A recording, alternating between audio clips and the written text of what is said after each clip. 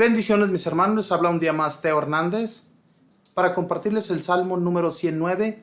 Les pido en este momento, mis hermanos, que abran su Biblia. Vamos a leer juntos este bello Salmo que nos habla de las maldiciones, ¿verdad? Que un hombre a través de su oración pidió por sus adversarios. Vamos a leer, mis hermanos, y vamos a reflexionar porque es muy importante. Hoy en la actualidad sabemos que nuestro Señor Jesucristo pide que a nuestros adversarios oremos por ellos, pidamos a Él por todo aquel que se porta mal con nosotros y nos hace maldad. En aquel tiempo no, en aquel tiempo era muy diferente y por eso pues vamos a reflexionar y vamos a leer con mucha atención este bello salmo.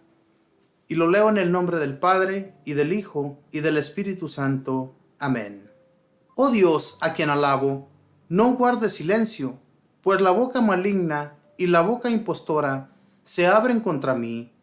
Me hablan con una lengua mentirosa, me rodean palabras de odio, me atacan sin motivo. En pago a mi amistad me acusan, y yo tan solo oro. Me devuelven mal por bien y odio por mi amistad. Haz que un hombre malo le pida cuentas, que el acusador se pare a su derecha, que en el juicio resulte culpable, que considere en pecado su apelación, que sus días le sean cortados y que otro se apodere de su cargo, que sus hijos queden huérfanos y su mujer viuda, que un acreedor le quite todo y extraños se apoderen de lo que le ha costado, que nadie le haga un favor y nadie se compadezca de sus huérfanos, que sea su descendencia exterminada y se borre su nombre en una generación, que recuerde el Señor la culpa de sus padres, que no se borre el pecado de su madre, que estén siempre presentes ante el Señor, que borre de la tierra su memoria, pues nunca se acordó de ser amable, persiguió al pobre y al desvalido, y hasta la muerte al hombre de triste corazón. Ya que amó la maldición, que con él se quede, no quiso la bendición, que lo abandone. Se puso la maldición como su ropa, que le penetre hasta el fondo como el agua y le cale el aceite hasta sus huesos. Que sea como un manto que lo envuelva, un cinturón que lo apriete sin cesar.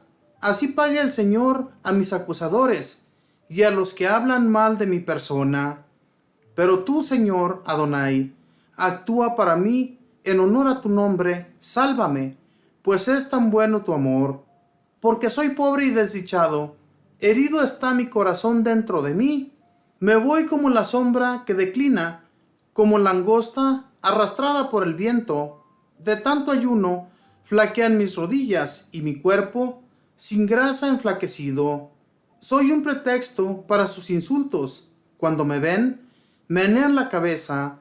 Señor mi Dios, ayúdame, sálvame, tú que eres bueno, y que sepan que allí está tu mano, que eres tú, Señor, quien hizo eso. Si ellos maldicen, tú bendecirás. Mis adversarios serán confundidos, y tu servidor se alegrará. Que se cubran de infamias mis acusadores, envueltos en su vergüenza como de un manto. Por mi boca al Señor doy muchas gracias y alabanzas en medio de la muchedumbre, pues se puso a la derecha del pobre para salvar su vida de sus jueces. Amén, amén, aleluya. Sabemos, mis hermanos, que en aquel tiempo, cuando las personas oraban a Dios, podían pedirle para que castigara a sus adversarios. Podemos oírlo en este bello salmo. Cuando leemos nosotros estos salmos, recordamos, mis hermanos, de que en aquel tiempo así se hablaba. Pero les recuerdo también que nuestro Señor Jesús, cuando vino, Él mismo dice que en aquel tiempo era ojo por ojo y diente por diente. O sea, la maldad se pagaba mal por mal. No podíamos nosotros desearle un bien a aquel que nos había hecho daño. Podíamos nosotros orar al Señor y pedirle para que lo castigara. Cuando Jesús vino, nos dice, ustedes tienen que hacer todo lo contrario. Oren por sus adversarios, oren por los que los maldicen. Pidan a Dios por todo aquel que los persigue. Que es muy difícil que nosotros hagamos eso, pero Jesús nuestro Señor nos lo pide, ¿verdad? Que hagamos eso para poder llegar nosotros a poder conquistar la gloria eterna. Eso es lo que nos pide nuestro Señor Jesús, que tratemos de ser comprensivos inclusive con aquel que nos ataca, inclusive con aquel que no nos puede ver. Todo eso, si nosotros logramos conseguirlo, nos ganaremos la gloria. En aquel tiempo no, todo era totalmente diferente. Hermanos, consideremos esto. La realidad es que nosotros no podemos pedir que Dios se encargue de los malos. El Señor va a hacer las cosas según su voluntad. Nosotros no podemos estar presionando a Dios, ni podemos estarle pidiendo en nuestras oraciones que haga daño a los malos. De que Él lo va a hacer, lo va a hacer, siempre y cuando aquel no se arrepienta. Porque Dios siempre está ahí esperando, mis hermanos, para que el malo cambie su modo de proceder. Y nuestro trabajo es ese, pedir a Dios por los malos. Por todo aquel que hace daño a los demás, siempre estar nosotros en oración para que nuestro Señor, tal vez poco a poco, le vaya cambiando su modo de pensar y su modo de ser. Nunca pidamos a Dios por aquel malo, ¿verdad? Porque hay veces que en nuestras oraciones, por decir así, pedimos por los narcotraficantes, que Dios los borre de la faz de la tierra. No podemos hacer eso, mis hermanos. Lo que tenemos que pedirle a Dios es que cambie su modo de proceder. El Señor va a escuchar poco a poco. Pero si nunca oramos, si nunca pedimos por ellos, cada vez va a haber más malos en esta tierra.